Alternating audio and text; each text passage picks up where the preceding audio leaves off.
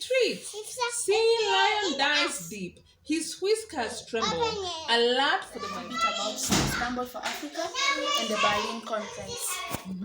So the Scramble for Africa was an invasion, occupation, division, and colonization of African territory.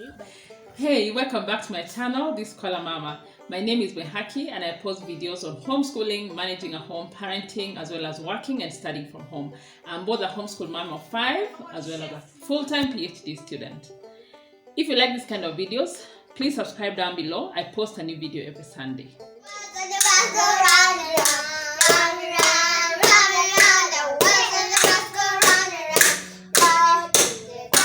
So today I'm going to talk to you about the 5 most important lessons that I have learned as a homeschool mom. We have homeschooled for the last 6 years. So the first thing I have learned is that relationships are important. Relationship with God, relationship with your spouse, and relationship to the individual children.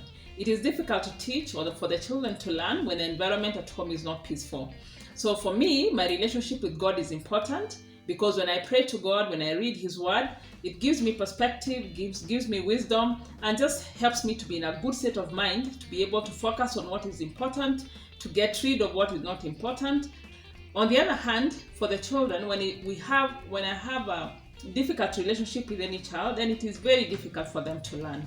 And so I have found that most of all, it's just to create a loving environment, a peaceful environment where the children feel loved, appreciated, and cared for, and that sets a good foundation for our homeschool. So much. Thank you so much. I'm gonna cook Then you do like this, be a good girl. Yeah, I'm gonna cook you. We're gonna cook you soon. The second thing is to prioritize. Every season of life will look different. There are seasons when you have had little children, other seasons when you have had to travel quite a bit.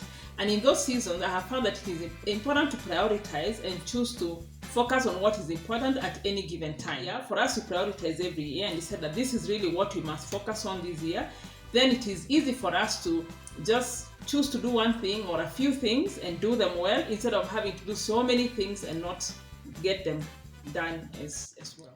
So every child is unique. And I know that is cliche, but it is easy to forget that, especially if you have children who are close in age or who are the same age.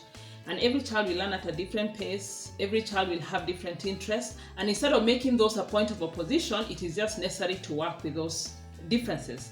For example, if a child is struggling to read, then you can focus on something else and take a break on reading and then come back to it later, instead of insisting that they must learn this at this particular time and all of you end up getting frustrated. If a child likes audiobooks much more than reading, yes, you can require them to read, but also allow them to listen to the audiobooks. So instead of creating a very difficult environment for learning, then you just work with those differences. Be kind to yourself and to your children. Homeschool is a marathon, not a sprint, as with any other worthwhile venture. So there will be times when you feel like you have not accomplished what you wanted to accomplish that day. But if you remember that it is a marathon and it is going to be a long journey, then it helps you to avoid a lot of frustration. And maybe if you're in that stage where every day is a struggle or a difficulty, then maybe it's an opportunity to step back.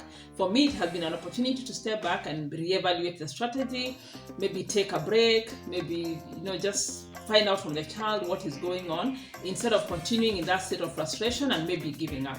So I found that when I'm kind to myself and understand that I will make mistakes, I'm not going to be perfect, the children are going to make mistakes, then the environment at home becomes much more peaceful and much more conducive for learning. I learn from other people, but I do not want to get caught up comparing either myself or my children to their children.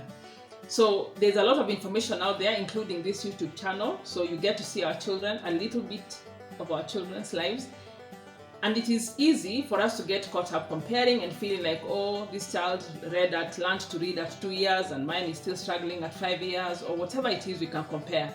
So it is necessary to just remind myself that we are all going to be different. Family dynamics are different. The amount of finances you have at your disposal at any time is different.